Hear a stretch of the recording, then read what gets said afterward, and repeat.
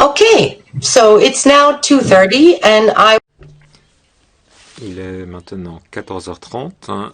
Je saisis cette occasion pour souhaiter la bienvenue à toutes celles et ceux qui nous rejoignent, les participants ainsi que les spectateurs qui nous joignent via le site internet. Au nom du Conseil de l'Europe, je vous souhaite chaleureusement la bienvenue à cette manifestation. Et sans plus tarder, je donne la parole à Monsieur Alex Taylor, journaliste européen connu, qui est basé à Paris et qui va être modérateur de notre manifestation. Alex, merci beaucoup, Marianne. Je vous prie de rester avec nous au cas où je serai coupé. Il peut y avoir des problèmes techniques.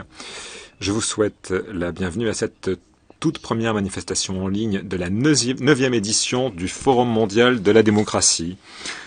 La démocratie au secours de l'environnement, point d'interrogation, grande question. Cet événement de lancement marque le début de 12 mois d'échanges et de manifestations qui viseront à répondre à la question que pose cette 9e édition du Forum. Le Forum mondial de la démocratie est une initiative du Conseil de l'Europe organisée avec le soutien et le partenariat de la France, de la région Grand Est, du département du Bas-Rhin et de la municipalité de Strasbourg. C'est une plateforme unique en son genre pour les décideurs politiques, la société civile, les universitaires, les journalistes, le secteur privé et les militants citoyens pour débattre des solutions aux grands défis qui se posent à l'échelle mondiale à la démocratie. Comme vous le savez, le Conseil de l'Europe est une organisation intergouvernementale pan-européenne dont le siège est à Strasbourg et qui réunit 47 États membres engagés en faveur de la démocratie, des droits humains et de l'état de droit. Nous allons passer aujourd'hui 1 heure ensemble avec nos intervenants pour examiner plus en détail 3 dilemmes qui sous-tendent le défi que pose la dégradation de notre environnement ainsi que le changement climatique à la démocratie et inversement. Tout d'abord, qui est ou qui devrait être moteur du débat? Deuxièmement, certains États prennent des mesures plus strictes que d'autres. Vous savez de qui il s'agit. Y a-t-il un type de gouvernance qui soit plus efficace que d'autres pour résoudre la crise environnementale? Troisièmement, la loi de l'offre et de la demande est-elle le facteur décisif pour la manière dont nos sociétés répondent à cette crise? Est-ce le secteur privé qui devrait donner l'exemple de la solution? Pour traiter ces 3 défis sous-jacents, nous avons 3 intervenants passionnants qui sont sur les starting blocks et qui vont nous donner matière à réfléchir. Ils vont très certainement susciter les questions de l'audience. Je vous invite à les poser, de l'auditoire, je vous invite à les poser à la fin, à les adresser au modérateur via la messagerie. Donc je vais présenter nos intervenants aujourd'hui. À Vienne, nous avons Virag Käufer, qui a été députée verte au Parlement hongrois et qui est actuellement conseillère stratégique du programme européen de Greenpeace. Bonjour Virag. Ravi de voir le soleil viennois. Dominique Bourg, pour sa part, est philosophe et professeur émérite à l'Université de Lausanne et auteur d'ouvrages importants sur l'écologie, le développement durable et la démocratie verte. Bonjour, merci pour votre présence. Et nous avons enfin Aaron Kramer, qui est PDG de BSR, un réseau mondial d'économie durable qui regroupe plus de 250 entreprises en faveur de la responsabilité sociale. Ravi d'être avec vous. Je crois qu'il est 5h30 actuellement en Californie où vous êtes. Ravi de vous retrouver. Donc, chacun d'entre vous aura 5 minutes pour ses remarques introductives, en commençant par vous, Virag. Les gouvernements nationaux, les organisations internationales ou les citoyens, qui fixent le rythme et qui devraient fixer le rythme? thank you very Merci beaucoup, Alex. Merci de m'avoir invité à participer à cet événement. Bienvenue à vous tous qui nous suivez aujourd'hui. Je salue tous ceux qui sont avec moi à l'écran. Avant de partager avec vous mon point de vue sur cette question, je voudrais d'abord réfléchir à l'accent qui va être celui du forum pour les 12 mois à venir. À l'heure actuelle, nous traversons une crise de dimension planétaire. C'est notre maison qui brûle. Ce n'est pas l'environnement qu'il nous faut sauver, c'est notre propre maison.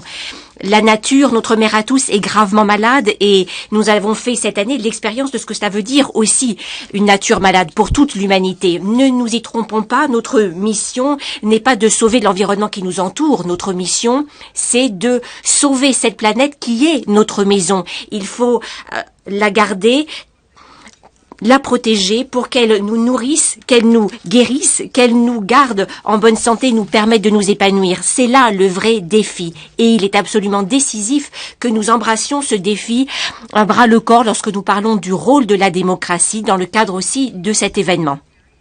Étant donné la situation que nous traversons, idéalement, de mon point de vue, il faudrait qu'il y ait une espèce de mise en concurrence de tous les protagonistes en lice. Les gouvernements nationaux, les organisations internationales, les citoyens, ils doivent rivaliser d'efforts, rivaliser d'idées, rivaliser d'initiatives législatives. Il faut qu'ils prennent des mesures radicales. Il faut qu'ils adoptent un comportement radical et il faut que tous les modes de consommation et de vie s'adaptent. Ce serait formidable d'assister à cela.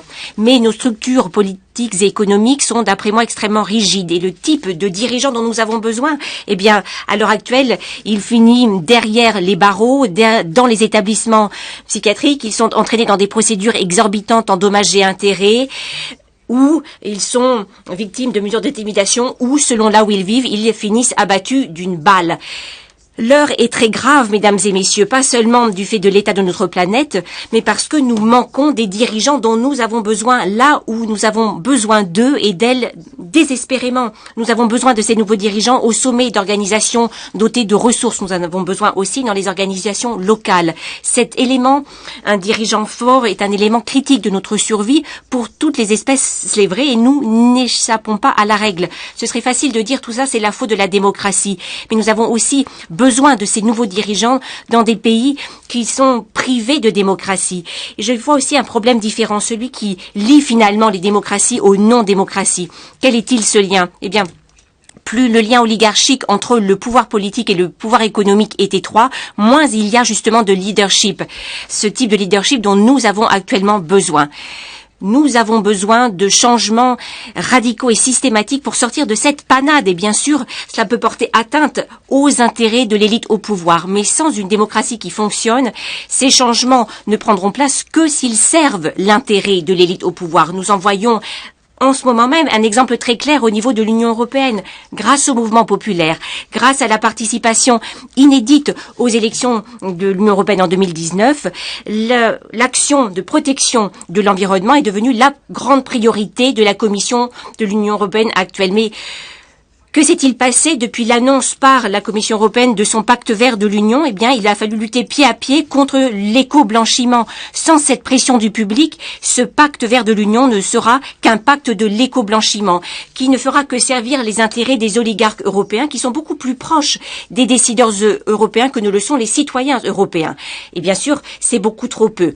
Alors, ces nouvelles génération de dirigeants, d'où peut-elle surgir? De mon point de vue, elle va venir de la base, du terrain. Contrairement aux citoyens, les gouvernements, les organisations ont des ressources, le pouvoir institutionnel qui permet qu'elles existent et qu'elles soient perçues comme étant des leaders. Mais leur responsabilité est désormais de reconnaître cet état de fait, de renoncer à ce pouvoir, permettre justement à ces nouveaux dirigeants d'émerger. Nous devons renoncer à cette obsession selon laquelle l'expertise, le pouvoir de ceux qui sont à l'heure actuelle au pouvoir est la seule façon de sauver la planète. En temps de crise, la tendance naturelle est bien sûr de mettre la démocratie en suspens. Plutôt que de débattre des solutions possibles, on choisit de gouverner par décret. Mais je suis profondément convaincu du fait que c'est là une erreur. Nous avons besoin de nouveaux dirigeants, d'un nouveau sens de la direction, et cela ne se concrétisera que si nous permettons à ces nouveaux dirigeants d'émerger. Je reconnais, et c'est vrai que Greenpeace a fait partie du problème, et nous l'avons appris à nos dépens. Vous serez nombreux à vous souvenir de la conférence pour le climat qui s'est tenue à Copenhague en 2009, qui nous a montré que même les dirigeants les plus progressistes peuvent ne pas être à la hauteur de nos attentes. Nous sommes retournés à nouveau vers ceux qui travaillent sur le terrain, et nous sommes désormais derrière ceux qui ont tout à perdre, leur avenir, la santé de leur communauté, la vie de leur famille. Les dirigeants dont nous avons besoin, j'en suis convaincue, seront issus de ces communautés. Et nous devons nous tourner vers ces nouveaux dirigeants. Vous savez qu'une jeune écolière suédoise a fait irruption sur la scène politique et je suis sûre que c'est elle que vous avez eu à l'esprit en m'entendant parler. Il faut permettre à ces nouveaux dirigeants d'occuper le devant de la scène. Mais il ne faut pas seulement qu'ils se voient donner le droit d'intervenir les premiers lors des grandes conférences. Non, il faut leur donner de vraies compétences. Imaginez Greta, tous ces jeunes à la tête de ces mouvements, s'ils avaient la possibilité non seulement de mettre des messages sur les médias sociaux au nom de quelqu'un, s'ils avaient aussi la compétence de se prononcer sur le budget annuel de la Suède, que se passerait-il alors? Telle est la question qu'il faut nous poser aujourd'hui. Et ceux qui vont donner le rythme, fixer le rythme, ce sont eux. Et c'est à eux qu'il faut que nous donnions la parole. Merci beaucoup pour ces propos extrêmement intéressants. Je suis sûre que les autres voudront rebondir et le feront avec enthousiasme. Je me tourne vers Dominique. Professeur, quel style de gouvernance? Et Virag a abordé ce thème, mais dans votre expérience, selon votre analyse, quel est le style de gouvernance le mieux adapté afin de faire face à ces défis environnementaux? Thème très vaste, en 5 minutes, s'il vous plaît. À toutes et à tous, merci de votre invitation. Pour ma part, je voudrais déjà rappeler certains cadrages. La chose qui me semble très importante, c'est déjà bien distinguer les problèmes d'environnement locaux. Sur ce plan-là, les démocraties n'ont pas mal réussi, est ce qu'on appelle les problèmes d'environnement globaux. Par exemple, le climat, par exemple, la déplétion des ressources, par exemple, l'effondrement de la biodiversité. Et là, Virag vient de le rappeler, la situation est totalement catastrophique. Et en fait, les gouvernements, les démocraties occidentales représentatives ne font franchement pas mieux, peut-être même pire que les autres. Pourquoi? La raison est toute simple. Il y a 2 facteurs essentiels des destructions globales. Et le premier facteur, c'est la richesse, c'est la production de richesse. Je vous le rappelle, les 10% les plus riches au monde émettent 50% des gaz à effet de serre, et puis les 50% les plus pauvres n'émettent que 10%. Donc c'est les flux de matière et les flux d'énergie qui sous-tendent nos modes de vie qui sont la principale cause de la destruction. Pour la biodiversité, il faut aussi y ajouter la démographie. Alors sur ce plan-là, nos démocraties représentatives telles qu'elles existent aujourd'hui, et on pourrait dire d'une certaine manière que leur cahier des charges est totalement contradictoire avec les enjeux environnementaux. Oui, tout simplement parce que leur cahier des charges, c'était d'améliorer le plus possible et en un sens strictement matériel, ce qui d'ailleurs pose problème aujourd'hui, leur bien-être. Et si on entend le bien-être en un sens purement matériel, purement au sens du niveau de vie, au sens pécuniaire, monétaire du terme, évidemment, la contradiction est énorme. Alors, est-ce que cela veut dire qu'il faut se tourner du côté des régimes autoritaires? Bien non, évidemment. On n'a jamais vu un dictateur franchement soucieux du bien public. Par définition, c'est contradictoire avec la notion même de dictateur. Et quand on regarde les dirigeants autoritaires aujourd'hui sur Terre, de Trump à Erdogan, ou que sais-je, moi, Poutine, Xi Jinping, vous en rajoutez autant que vous voulez à la liste, ils sont relativement nombreux. Le moins qu'on puisse dire, c'est que la constante de leur politique, alors pour certains c'est très clair, c'est même le seul presque axe de leur politique, c'est la destruction de l'environnement. C'est très clair chez un Trump, c'est très clair chez un Bolsonaro, c'est pas moins clair à l'est de l'Europe. Donc on n'a pas à attendre de ces gens-là qu'ils fassent quelque chose. Le problème, c'est qu'il faut effectivement qu'on parvienne à transformer nos démocraties. Et pour transformer nos démocraties, bien évidemment, il faudrait parvenir, et je ne sais pas si on aura le temps de l'évoquer, mais à changer ce cahier des charges dont je parlais tout à l'heure. La notion de bien-être est sans doute plus complexe, on s'en rend compte maintenant. On a un problème avec le populisme, on a un problème avec le complotisme. Pas facile de faire passer des informations qui vont vous demander certains efforts. Quand vous avez une fragmentation du paysage et que les complots les plus idiots ou l'idée que la Terre est plate sont largement diffusés, dans ces cas-là, c'est difficile de parler de changement climatique.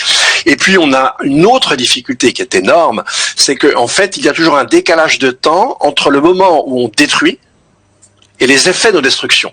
Par exemple, aujourd'hui, nous avons d'ores et déjà, avec ce que nous avons accumulé comme émissions, nous avons d'ores et déjà décidé qu'il y aurait une augmentation par rapport à la seconde moitié du 19e siècle de plus de degrés au début de la décennie 2040. Ça veut dire que dans les capitales européennes, à partir de 2040, on va avoir des maxima de température qui vont s'échelonner entre 40 et 50 degrés. Je rappelle qu'à Paris, en juillet 2019, en région parisienne plus exactement, on a connu une température de 43 degrés, de 46 degrés dans un petit village de l'Hérault.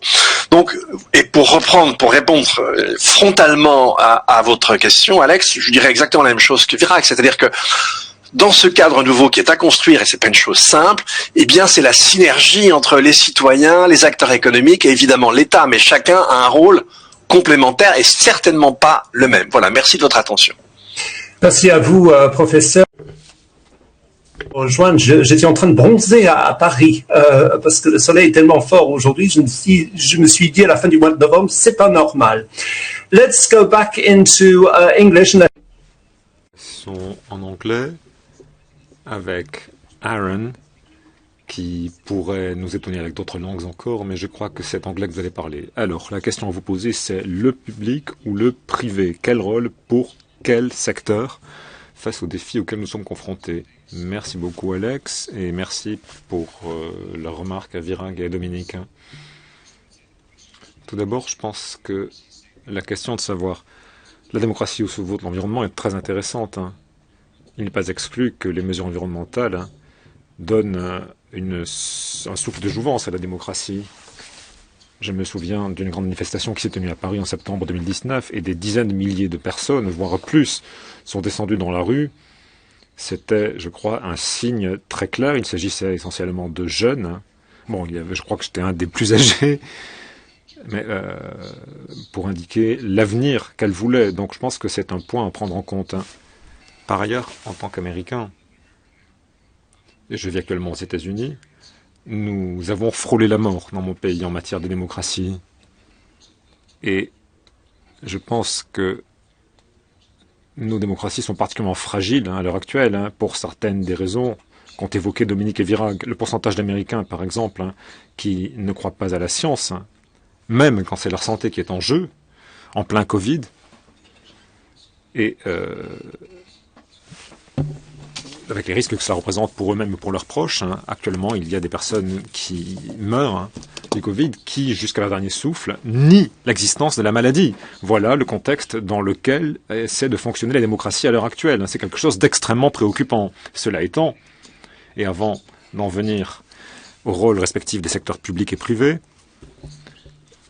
l'idée que l'environnement soit un levier important pour promouvoir la démocratie, et c'est quelque chose sans doute à quoi répond particulièrement le gouvernement chinois, puisqu'il entend les souhaits de la population, notamment en matière de protection de l'environnement. Je pense que le public, la population a peur pour sa propre santé et sécurité, et s'est adressé au gouvernement chinois pour lui demander de répondre à ses préoccupations. Donc, en un sens, nous traversons, pour être un peu optimiste, une période dynamique. Alors, la question qui m'est posée, c'est public ou privé? Moi, je dirais, en fait, oui, les deux. Car le seul endroit au monde où il n'y ait pas du tout d'économie de marché, c'est la Corée du Nord. Je pense que personne n'a envie d'y ressembler. Mais il nous faut, je pense, que le secteur privé et le secteur public jouent un rôle important, chacun ayant son rôle propre. Par exemple, le secteur public, le gouvernement fixe les règles, c'est très important. Ces toutes dernières semaines, par exemple, le gouvernement britannique a annoncé qu'il allait exiger que toutes les entreprises cotées en bourse indiquent quels étaient les risques climatiques qu'elles comportaient dans le cadre des divulgations financières. Eh bien, c'est quelque chose de tout à fait important. Il est tout à fait important également que de nombreux États ou municipalités en Europe aient annoncé leur souhait d'interdire la vente de véhicules à moteur à explosion. C'est particulièrement important. En France, par exemple, le gouvernement français a refusé d'acheter du gaz naturel aux États-Unis du fait du manque de réglementation du méthane aux États-Unis. Et c'est là, je pense, un message très fort. Donc, les instruments traditionnels de l'action publique sont très importants. Cela étant, les pouvoirs publics peuvent également tirer parti de leur soft power, de leur pouvoir de conviction, pour modifier les termes du débat et pour favoriser le type de mesures que l'on souhaite voir émerger dans le secteur public. Et pour ce qui est du secteur privé, eh bien, il y a bien sûr accumulation de richesses et d'inégalités qui est aujourd'hui totalement incontrôlée. C'est quelque chose qu'il va falloir régler. Et il y a un lien avec l'environnement. Donc, si l'on relève des défis environnementaux dans le cadre de l'économie, eh bien c'est là que je crois les deux se recoupent, et que d'ailleurs se recoupent aussi le secteur public et le secteur privé. Il n'y aura pas de mesures décisives en matière de climat ou d'environnement en général si des secteurs entiers de la population voient leurs moyens de survie détruits par l'évolution. Et c'est ce que l'on voit par exemple en France avec les Gilets jaunes ou encore avec une partie de la population américaine. Elle exprime sa position en disant « Nous ne voulons pas de mesures en faveur de l'environnement si cela signifie que je ne vais pas pouvoir nourrir ma famille ou lui assurer une formation scolaire. » Donc c'est quand même un point très important. En 2020, nous avons noté un mouvement en faveur de la justice raciale. Eh bien, il faut aussi penser aujourd'hui à la justice environnementale. Et c'est là que je pense le secteur privé et le secteur public peuvent coopérer. Je dirais pour conclure que beaucoup d'entreprises font et vont continuer à faire des choses très importantes parce qu'ils peuvent jouer un rôle que ne peuvent pas jouer les pouvoirs publics. Les entreprises peuvent innover, les entreprises peuvent employer beaucoup de salariés, elles peuvent adresser un signal à la population. Si vous avez par exemple des PDG qui disent publiquement qu'il est nécessaire de prendre des mesures pour l'environnement du point de vue de l'économie, eh bien c'est quelque chose qui permet aux responsables publics, donc aux élus, de faire preuve de davantage d'ambition, de fixer la barre plus haut dans leurs propres activités. Et pour libérer une partie de ces énergies, il nous faut bien sûr des règles sur les marchés des capitaux. Or, il y a beaucoup d'avancées. Le Green Deal est très important. Pour la première fois de longue date, il est possible que le gouvernement américain, pour la première fois, et le Federal Reserve Board a commencé à parler de l'importance du climat en tant que risque systémique. Donc, il y a vraiment des motifs d'optimisme aujourd'hui. Cela étant, il faut bien noter la fragilité de nos démocraties et s'assurer que les mesures en faveur de l'environnement sont en faveur d'une seconde jeunesse de nos démocraties au lieu de créer un obstacle aux mesures à venir dont nous avons absolument besoin. Merci à vous tous de vos propos introductifs. Encore une fois, si vous souhaitez poser des questions, faire des commentaires, utilisez la messagerie et le chat. Quelques questions de portée générale, parce que bien sûr, je vous ai écouté de très près. La démocratie, Aaron vient de le dire, met le citoyen au cœur de la place, mais dans quelle mesure nous, citoyens, enfin, tous ceux qui nous suivent aujourd'hui sont très préoccupés justement par la protection de l'environnement, mais nous, citoyens, que pouvons-nous vraiment faire? Bien sûr, nous pouvons voter, mais dans quelle mesure avons-nous vraiment les moyens d'exercer une influence sur les politiques publiques qui vont vraiment avoir une incidence sur la protection de l'environnement? Parfois, nous sommes au désespoir. Nous ne voulons pas utiliser de bouteilles plastiques, mais si c'est la seule chose qui est disponible, qu'est-ce que je peux faire d'autre? Comment donner aux citoyens qui voudraient s'attaquer à cela le moyen de le faire vraiment? Virag. Eh bien, je crois que l'information est décisive ici. Information transmise pas seulement par les médias, mais aussi à l'école. Ces mouvements de jeunes de moins de 18 ans que nous voyons émerger partout dans le monde et qui ont été déclenchés par ce qu'a fait Greta Thunberg sont extraordinaires. Et que nous montrent-ils ? Ce que cela peut vouloir dire, la démocratie. Et il est très important de relever, et d'ailleurs c'était un des débats très vifs qui s'est tenu lors des élections européennes les plus récentes, les jeunes n'ont pas tous le moyen de voter. Nous pouvons nous dire que tous les 4 ans, nous sommes appelés aux urnes. Eh bien, nous devons saisir ce pouvoir. Nous devons exercer ce pouvoir qui nous est donné de prendre part au processus décisionnaire. Mais cette jeune génération, elle, ne peut pas voter. Et il a fallu, d'une certaine façon, que nous votions pour eux, en leur nom. C'est simplement un exemple de ce que cela peut vouloir dire l'éducation et de ce que ça peut vouloir dire la militance citoyenne. Nous savons que dans les écoles, il y a les étudiants, les professeurs, les parents, les grands-parents, qui encouragent aussi ces jeunes à exprimer leurs idées, à se tenir droit face aux décideurs politiques et à se faire entendre. C'est une forme de contre-culture, si vous voulez. C'est une culture de la manifestation qui fait partie intégrante de la démocratie. Non seulement nous avons le droit, mais nous avons cette culture qui nous permet de nous exprimer, qui nous permet de dire ce dont nous avons besoin et ce que nous pensons. Ça aussi, c'est quelque chose de très important dans notre environnement démocratique. Et ce n'est pas la loi seulement qui peut mettre un frein à cela. Ce sont les mesures d'intimidation, ce sont ces procédures qui se multiplient aux États-Unis et qui font que des entreprises multinationales multimilliardaires lancent des procédures contre des militants, contre des citoyens qui finissent au bout du compte derrière les barreaux ou bâillonnés d'une certaine façon. Voilà des éléments de la réalité actuelle, des éléments critiques auxquels nous devons réfléchir quand nous pensons à notre environnement politique actuel. Merci beaucoup. Virag. Aaron, je vous ai vu opiner du chef. On parlait de ces procédures qui vont se multipliant aux États-Unis, ces procédures judiciaires. Encore une fois, comment est-ce que nous, citoyens, nous pouvons être plus impliqués pour changer un peu la donne? Aaron, eh bien, il y a aussi la façon dont nous nous y prenons pour lutter. Aux États-Unis, nous gâchons un tiers de l'énergie, un tiers de l'alimentation et un tiers de l'eau que nous utilisons. Donc il y a aussi notre comportement. Ça a des répercussions économiques, c'est une forme de suicide. Et ça, c'est quelque chose qu'il ne faut plus permettre. Pour ce qui est maintenant de notre capacité d'agir en tant que citoyen, je voudrais dire que je suis très préoccupée. J'ai 2 fils qui ont 18-20 ans et qui sont les témoins, entre guillemets, de ce qui se passe, mais je vois bien aussi que ce qui s'est passé au XXe siècle, c'est de la vieille histoire pour la jeune génération actuelle. Et il y a cette capacité à ne tenir aucun compte de ce qui s'est passé par le passé. On se prive de cette capacité que nous avons de comprendre quelle est la valeur centrale de la démocratie. Les jeunes ne le voient plus. Et c'est quelque chose qui me préoccupe. Et c'est rendu pire encore parce que les nouvelles technologies nous poussent à nous retrouver entre des communautés d'intérêt qui sont extrêmement réduites. Donc il faut vraiment travailler de la base. Il faut tout changer en nous attaquant à ce qui se fait, en refusant de nous retrouver dans ces cercles d'échanges beaucoup trop restreints. C'est sur le terrain qu'il faut lutter, il faut empêcher cette fragmentation. S'il y a fragmentation, nous serons plus efficaces et nous nous retrouverons acculés dans des lieux qui sont très isolés les uns des autres. Souvenons-nous de ce que nous a enseigné le XXe siècle. Appliquons ces leçons dans ce contexte très différent qui est celui du XXIe siècle. C'est ainsi que nous aurons des citoyens actifs qui nous aideront à mobiliser nos sociétés pour qu'elles atteignent leurs objectifs, ces objectifs dont nous avons si crucialement besoin. Merci beaucoup.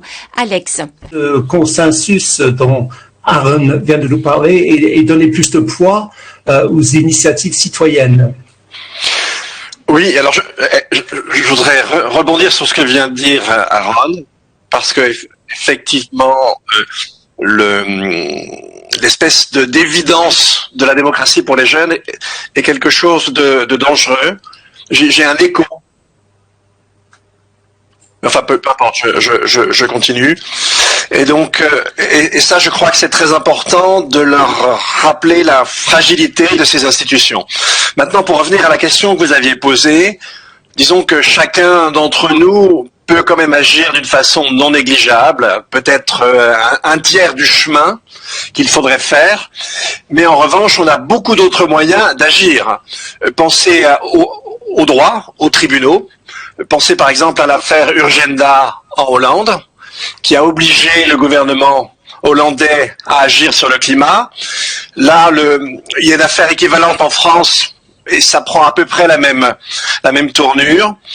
Et puis vous avez la désobéissance civile. En une phrase, Dominique, rappelez-nous les affaires pour les gens qui n'ont pas suivi. Alors, l'affaire Urgenda, c'est une association en Hollande qui attaque le gouvernement pour actions insuffisantes par la hauteur de ses engagements sur la réduction du CO2. Et la justice hollandaise a donné raison à cette association. Et en France, vous avez 2 procès équivalents, l'un avec le maire de Grande-Synthe et puis l'autre avec une association qui s'appelle Notre Affaire à tous, qui a recueilli plus de 2 millions de voix de soutien dans la population française. Et là, l'affaire est en cours et elle est sur le point d'être jugée favorablement. Vous avez aussi toutes les actions de désobéissance civile. Petit à petit, les tribunaux reconnaissent, si vous voulez, l'argument juridique qu'on appelle l'état de nécessité par rapport au climat, et donc en soulignant l'insuffisance de l'action des États. Ça aussi, c'est un pas non négligeable. Et pour finir, je dirais que ce ne sont pas les États qui vont inventer les modes de vie, ce sont les citoyens. Et donc, on ne fera rien sans les citoyens. Merci beaucoup. Let's go back into English. Alors, je reprends en anglais. Quelques questions nous sont adressées pour jouer un peu le rôle de l'avocat du diable. Nous parlons de démocratie. Dans quelle mesure pourrait-on prétendre que des régimes autocrates non démocratiques sont peut-être en mesure d'agir de façon plus rapide, plus vigoureuse pour s'attaquer à ces immenses défis, pour faire avancer les choses. Est-ce qu'on pourrait prétendre cela? Est-ce qu'il y a des preuves qui témoignent du fait que la démocratie peut entraver les progrès? Car plusieurs questions reflètent cette question, plusieurs questions posées à distance. Alors, qu'en pensez-vous, Virag, tout d'abord?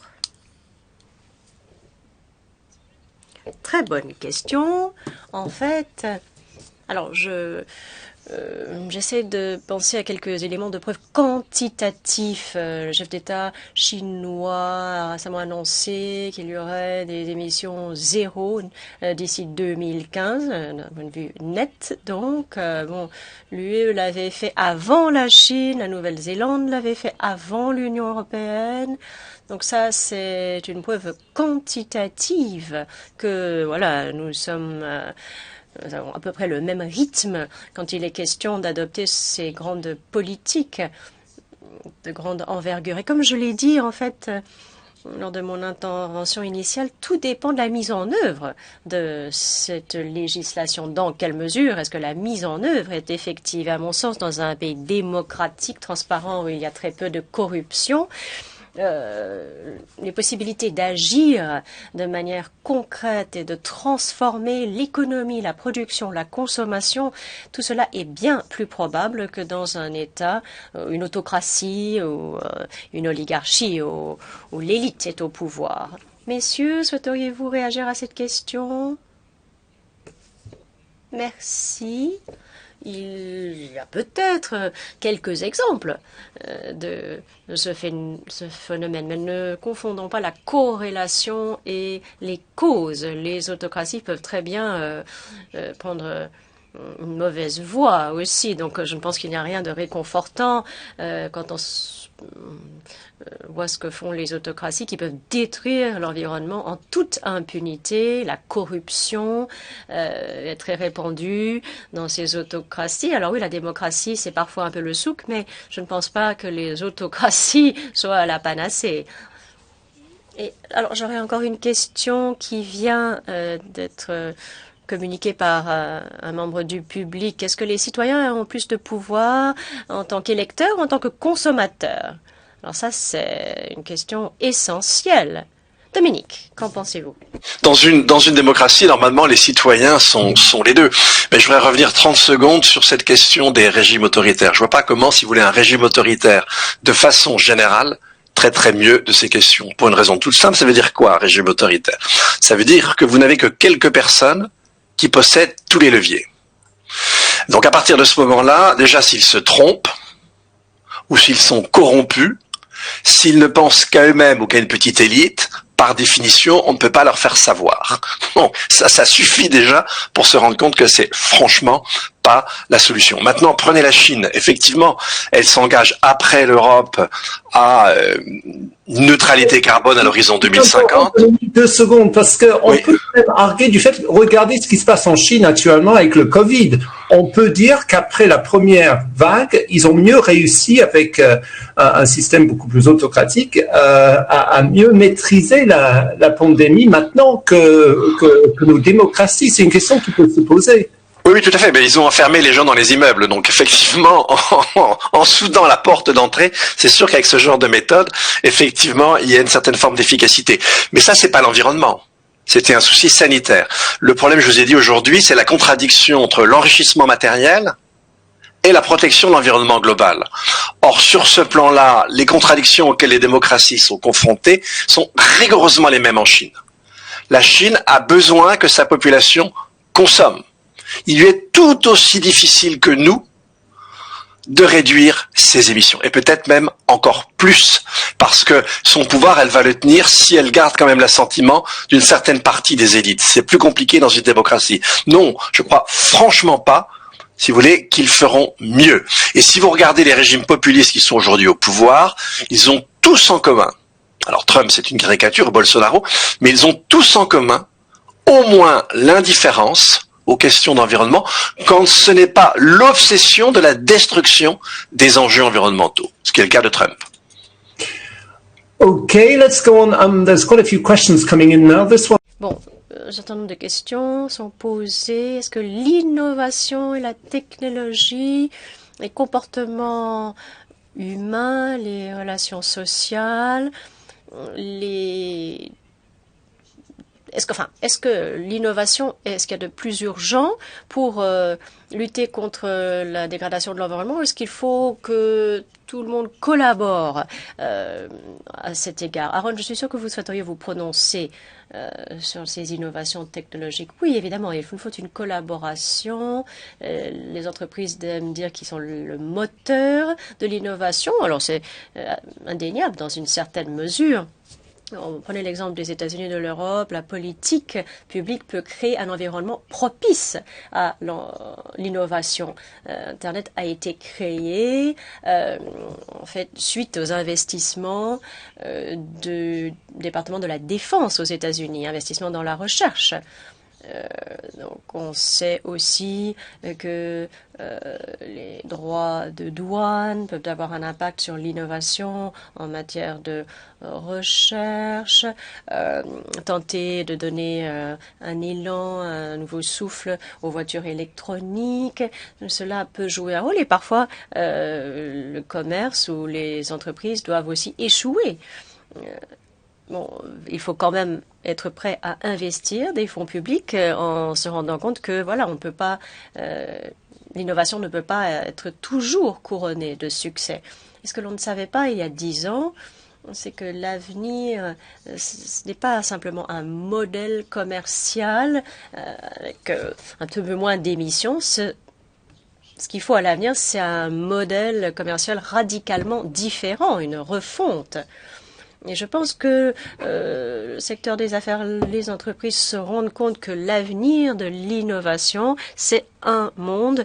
Il y a en fait des émissions, zéro émission, nette. Donc il faut effectivement placer son argent, investir dans des choses qui réussiront et aussi qui risquent d'échouer. Irak, je vois que vous avez pris quelques notes au sujet de ce problème de l'innovation technologique. Yes, so technological innovation. Merci. Oui, l'innovation technologique. Alors, je commencerai par faire une remarque un peu sarcastique. Bien sûr, nous attendons tous l'arrivée du vaccin et on a l'impression que ça va être une espèce de baguette magique qui va nous sortir de la situation dans laquelle nous sommes. Ce sera effectivement, en un sens, un soulagement, mais je tiens quand même à rappeler à tout le monde que lorsque la question s'est posée, on s'est interrogé sur l'articulation entre la santé humaine et l'environnement naturel. Et dans quelle mesure le fait de s'occuper de l'environnement, de le laisser se guérir et guérir la planète, eh bien cela contribuerait également à assurer la sécurité de l'humanité. Donc en un sens, bon, il faut que la technologie serve ces principes-là. Or, manifestement, bon, la technologie n'est pas mauvaise en soi, mais ce n'est pas non plus le sauveur de l'humanité.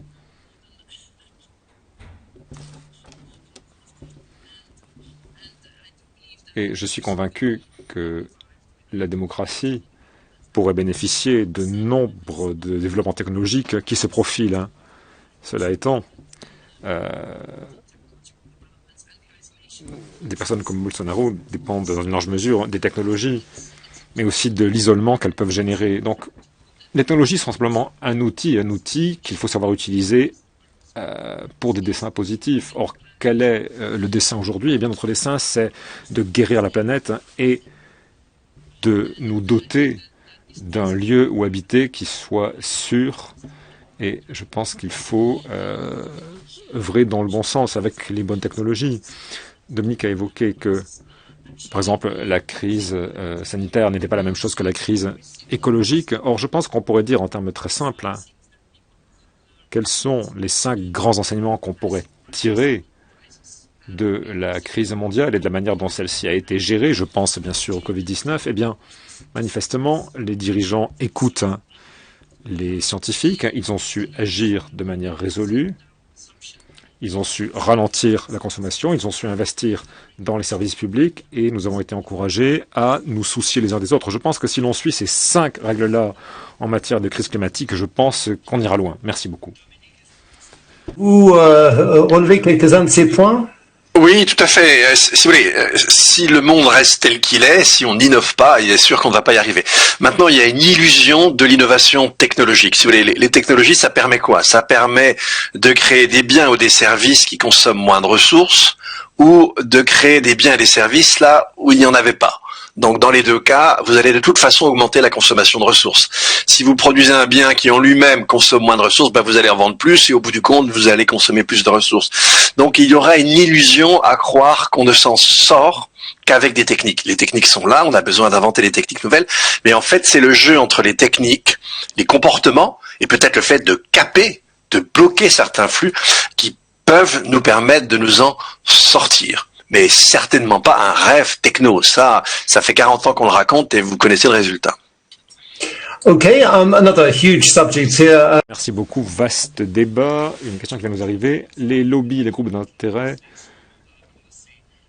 jouent un rôle très important dans la formation des politiques. J'aimerais savoir ce que vous en pensez. De quelle manière les pouvoirs publics peuvent-ils assurer une meilleure coopération avec ces groupes, en particulier pour ce qui est du secteur industriel et énergétique, lorsque ceux-ci conçoivent leur politique environnementale. Je me tourne vers Aaron.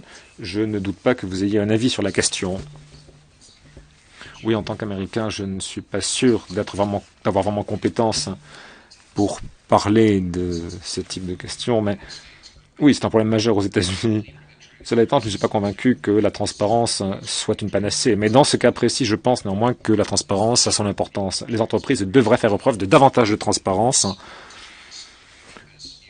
pour ce qui est de l'influence qu'elles peuvent exercer, car les entreprises vont, par exemple, tenir un certain discours au grand public et tenir un autre discours aux décideurs. Et c'est quelque chose qui n'est pas acceptable.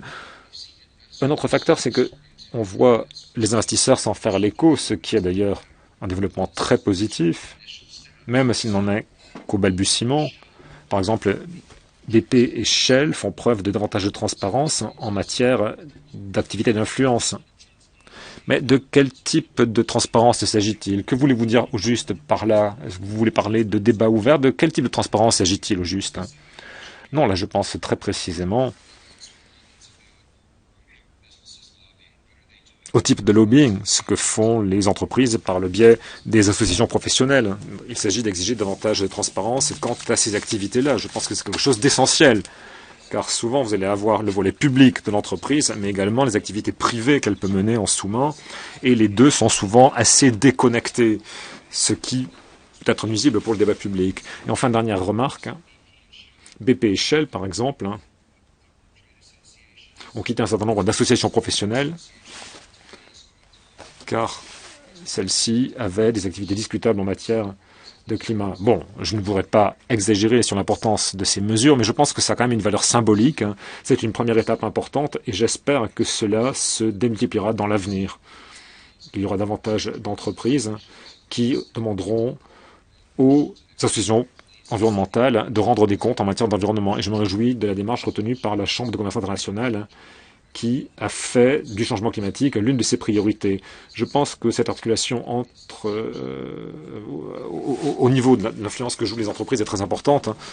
Et c'est très important aussi pour avoir des démocraties fonctionnelles. Virag, je ne doute pas que vous ayez quelque chose à dire au sujet des lobbies et de la manière dont vous interagissez avec eux.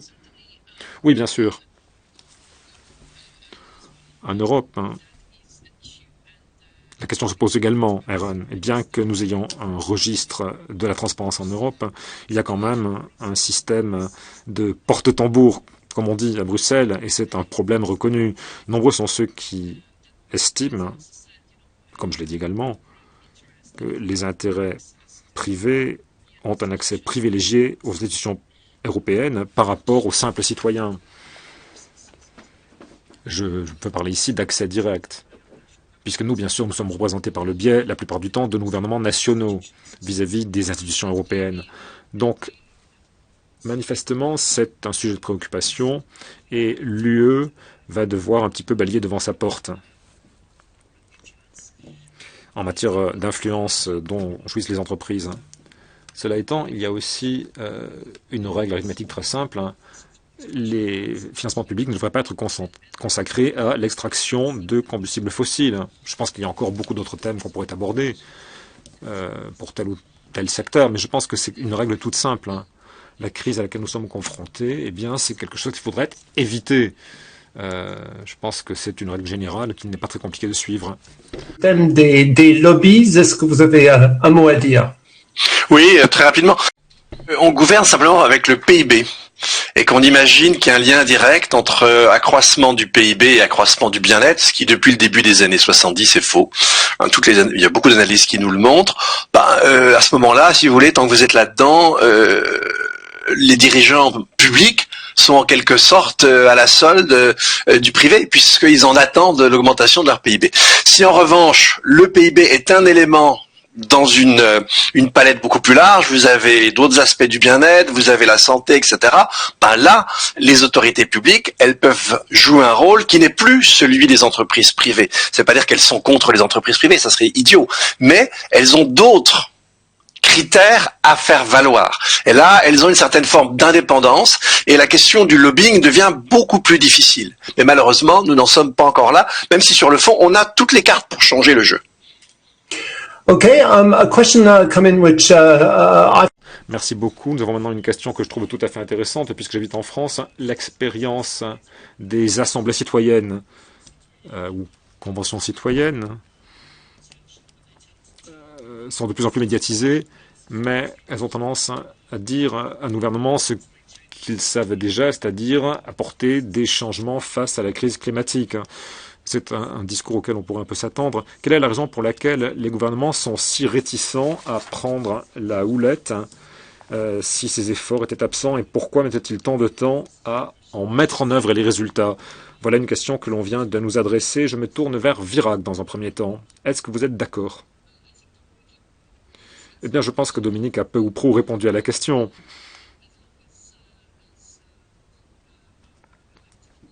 Tant que nos dirigeants élus restent à la merci du secteur privé parce que c'est le PIB qui est l'aune à laquelle on mesure le bien-être, eh bien, les décisions seront systématiquement favorables à ceux qui permettent d'augmenter le PIB, c'est-à-dire l'élite dirigeante ou les groupes d'intérêt politico-économiques. Et cela prendra toujours le dessus par rapport à des décisions qui tiendraient compte de ce qu'attend réellement la population. Maintenant, ce que je trouve très inquiétant, c'est le fait que la confiance dans la démocratie représentative se soit érodée. Tout récemment, j'ai lu un sondage du European Studies Center de l'Université d'Oxford, d'après lequel plus de 50% des jeunes Européens aujourd'hui sont convaincus que le changement climatique, eh bien, des gouvernements autoritaires seraient plus efficaces pour lutter contre que des démocraties. Et cette expérience se fonde sans doute sur les démocraties représentatives que nous connaissons aujourd'hui par opposition à la démocratie en tant que telle. Raison pour laquelle ils ont cette opinion. Quoi qu'il en soit, je trouve cela extrêmement inquiétant. Et c'est un point que nos dirigeants élus devraient prendre très au sérieux.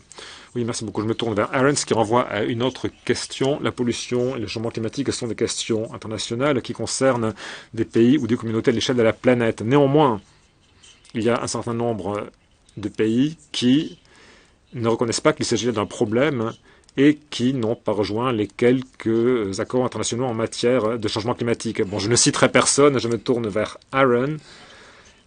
Bon, bien sûr, vu de Paris, bon, sachant que Joe Biden annonce qu'il compte revenir dans l'accord de Paris. Donc, on peut avoir effectivement des associations de la société civile, mais si l'on a des dirigeants comme Trump qui en font fi. Aaron. Alors, pour rebondir sur la dernière remarque, les pouvoirs publics sont confrontés à deux difficultés, ou les démocraties sont confrontées à deux difficultés structurelles. D'une part, les calendriers. Par exemple, le président de la Banque d'Angleterre a parlé de la tragédie de Verizon. Or, les entreprises sont souvent critiquées parce qu'elles sont trop court-termistes mais les dirigeants politiques eux-mêmes le sont souvent aussi parce qu'ils souhaitent se maintenir au pouvoir. D'autre part, le climat est un problème mondial et les systèmes d'obligation de rendre des comptes se posent au niveau local ou national et pas au niveau international. Donc il y a deux décalages structurels. Et pour l'autre remarque, bon, laissons de côté Donald Trump, mieux vaut la manière dont il a abordé le climat.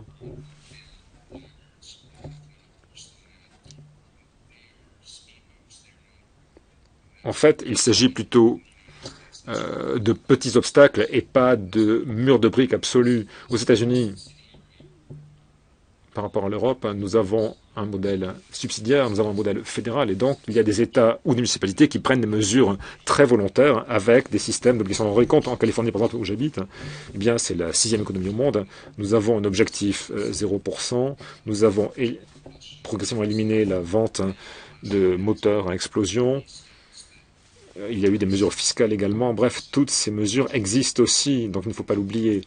Mais quelque chose qui n'a pas été cité au sujet du climat, et qui répond à partir de votre question, c'est que dans l'hémisphère nord, prospère, se pose un problème de transition énergétique, mais n'oublions pas que la pauvreté énergétique est un problème dans une partie importante du monde. Il y a beaucoup de personnes de par le monde qui n'ont pas de ressources, et souvent la politique climatique est un petit peu à la traîne, et je pense que le Nord a une responsabilité à assumer en la matière. Oui, nous devons avoir une ou deux questions sur la manière dont, sur la question des inégalités, j'ai vu que Virag et Dominique opinaient du chef. Est-ce que vous souhaitez ajouter quelque chose à ce que vient de dire Aaron, s'il vous plaît, Virag? Yes. Merci. C'est la question clé, n'est-ce pas? La justice climatique. Sans l'élément justice, on ne peut pas aborder ces questions et beaucoup de choses nous échapperaient. Ce que vous avez dit, Aaron, de l'investissement, du rôle des entreprises, du rôle des nouvelles technologies est absolument exact. De quoi avons-nous fait l'expérience récemment? Que la justice climatique est d'une très grande importance. Si les communautés locales sont frappées de plein fouet par des catastrophes naturelles, des manifestations extrêmes du climat, et s'il apparaît par ailleurs que les activités de grandes multinationales viennent décupler l'effet de ces catastrophes naturelles, quel message puissant à faire passer! Une grande réunion de tous ces facteurs a des effets dévastateurs. Et si on commence à en parler, que de débats intéressants nous pouvons susciter. Nous travaillons de très près avec des communautés aux Philippines qui ont été frappées de plein fouet par le typhon Haiyan, et elles ont fait face à ces grandes multinationales européennes ou de l'Amérique du Nord pour leur demander à ce qu'elles rendent compte de leur part dans les effets de ces catastrophes. Nous avons passé 18 mois à déployer des efforts aux côtés de cette communauté. Et bien, tout cela a porté des fruits parce qu'il y a eu des réponses apportées à leurs questions, des réactions et des mesures prises. Il y a des virages qui sont amorcés. C'est très important. Il faut que ce débat ait lieu entre la responsabilité du Nord vis-à-vis du Sud, notamment.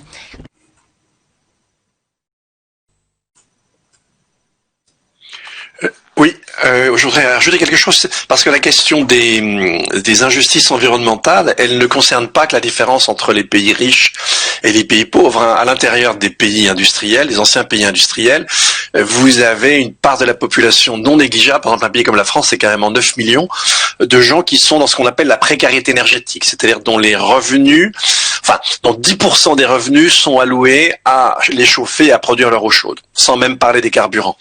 Et donc évidemment, dans ce contexte-là, ce qu'on appelle une taxe carbone n'est pas recevable, d'où les gilets jaunes en France.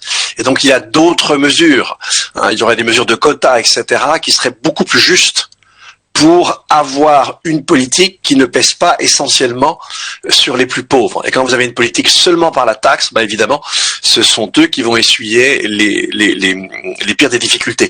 Et donc non, on peut pas continuer à raisonner. Effectivement, il faut que les politiques environnementales soient ipso facto des politiques de justice environnementale, sinon elles ne sont absolument pas recevables. Okay, I see somebody's made a comment here. je vois un commentaire qui dit l'égoïsme, c'est la seule chose qui sauvera l'humanité, parce que tout cela finalement n'est motivé que par l'égocentrisme et la préservation de nos propres intérêts.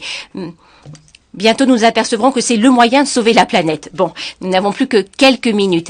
Alors, je vous donne à chacun 1 minute de temps de parole. Souvent, on sort de ces échanges en se disant, mais finalement, qu'est-ce qu'il faut faire? Donnez-nous, s'il vous plaît, de bonnes nouvelles. Soyez porteurs d'une bonne nouvelle. En quoi est-ce que la démocratie peut aider à sauver la planète? Je suis sûre que dans vos domaines d'expertise, vous avez été les témoins de quelques exemples de choses qui ont réussi. Soyez porteurs d'une bonne nouvelle. On peut parler de l'exemple de la paille en plastique. C'est une toute petite chose, une anecdote, mais quelque chose à quoi on peut se raccrocher, justement. On peut s'accrocher à cette petite paille. Est-ce que je peux commencer par vous, Virag? Est-ce que vous avez quelque chose qui nous redonnerait le sourire? Merci beaucoup. Vous parlez, oui, de ce mouvement de lutte contre l'utilisation du plastique. Eh bien, c'est une grande source d'inspiration. Bon, on parle de problèmes à très très grande échelle depuis 1 heure. Se débarrasser des sacs plastiques, se débarrasser des pailles en plastique, ça peut paraître anecdotique, mais non. Moi, ce qui m'a vraiment donné beaucoup d'enthousiasme en tant que militante, c'est quelque chose dont je vais vous parler. On parle beaucoup du comportement humain et du changement de comportement, notamment pour ce qui est du fonctionnement de nos sociétés riches, très consommatrices. Eh bien, j'ai fait cette expérience extraordinaire qui a consisté à être le témoin du fait que des milliers de personnes ont compris à quel point il était important de passer à l'acte. Elles l'ont compris et elles l'ont fait. Et quel impact! Alors qu'on a commencé par une toute petite chose, quelque chose de presque anecdotique. Cela me donne de l'espoir si on explique les choses d'une façon qui suscite l'engagement des gens. Et si on leur fait comprendre ce qui est en jeu, les gens passeront à l'action et changeront leur comportement. Merci beaucoup. Alex. Vous avez un message positif pour conclure. Oui, le message positif, c'est qu'on n'arrivera pas à changer sans intelligence, sans culture, sans inventivité. Et en fait, ce sont les citoyens à la base qui peuvent avoir les 3 et qui peuvent inventer.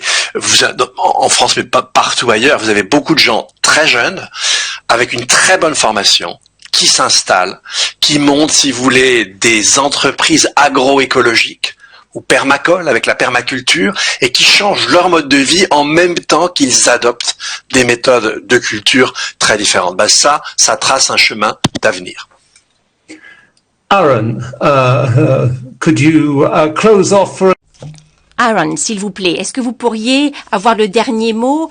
Parlez-nous de quelque chose qui donne de l'espoir, d'une initiative positive. Certainement. Je raconte l'histoire de 2 crises économiques. En 2008-2009, la crise financière a frappé très fort et le monde a cessé de lutter pour la protection de l'environnement. On l'a vu à la COP 15 à Copenhague. Les dirigeants, les citoyens n'étaient pas prêts à passer à l'action. Aujourd'hui, nous sommes dans une autre crise économique, nous sommes dans une crise sanitaire, et l'appel à la protection de l'environnement ne bat pas en retraite, au contraire, il fait de belles avancées. Ça, c'est la bonne nouvelle, la belle histoire de 2020, qui nous montre que le monde, que nous tous, qui sommes des citoyens, des chefs d'entreprise, des chefs politiques, des représentants de la société civile, nous comprenons l'urgence qu'il y a de passer à l'acte et que nous ne nous arrêterons pas face à une crise sanitaire telle que celle que nous traversons. Voilà une belle raison d'être optimiste. Merci infiniment, Aaron. Merci à vous tous, Virag, Dominique, Aaron. Merci, Marianne. Merci à tous ceux qui ont permis l'organisation de cet événement. Merci à vous tous qui avez envoyé vos commentaires, vos questions. J'ai essayé d'en donner une petite idée en reprenant certains. Cela nous mène à la fin de cet événement de lancement, qui était cette table ronde, mais ça ne marque que le début d'une campagne qui va s'étaler sur 12 mois. 12 mois pour une question: la démocratie est-elle en mesure de sauver l'environnement? Chaque mois, à partir d'aujourd'hui, nous aborderons cette question sous un angle différent, en abordant un thème différent. Une courte présentation vidéo est à disposition sur le site web. Elle donne un peu les objectifs et les thèmes qui seront à traiter tout au long de cette campagne vraiment très intéressante. Nous avons eu un excellent échange d'ores et déjà aujourd'hui. Prochain rendez-vous dans quelques semaines seulement, le 1er décembre. C'est alors que le programme sera vraiment présenté, ce programme pour le premier mois. Le thème de décembre, c'est les droits humains pour l'environnement. rejoignez-nous le 1er décembre et contribuez à ce travail très innovant que mène le Conseil de l'Europe aux côtés d'autres organisations, d'autres régions. Rejoignez les juridictions, les ONG, les militants qui sont mobilisés par cette cause. Consultez le site web du Forum mondial de la démocratie, www.wfdemocratie.org. Vous y trouverez une grande richesse de détails, de vidéos, de liens qui vous renvoient à d'autres événements, d'autres initiatives, d'autres entretiens. Nous sommes impatients de vous retrouver.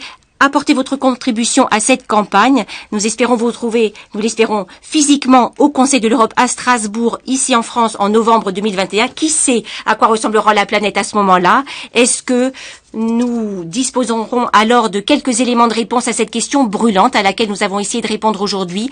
La démocratie peut-elle venir au secours de l'environnement? Merci beaucoup. Et de nous tous, qui sommes partout dans les 4 coins de la planète, au revoir.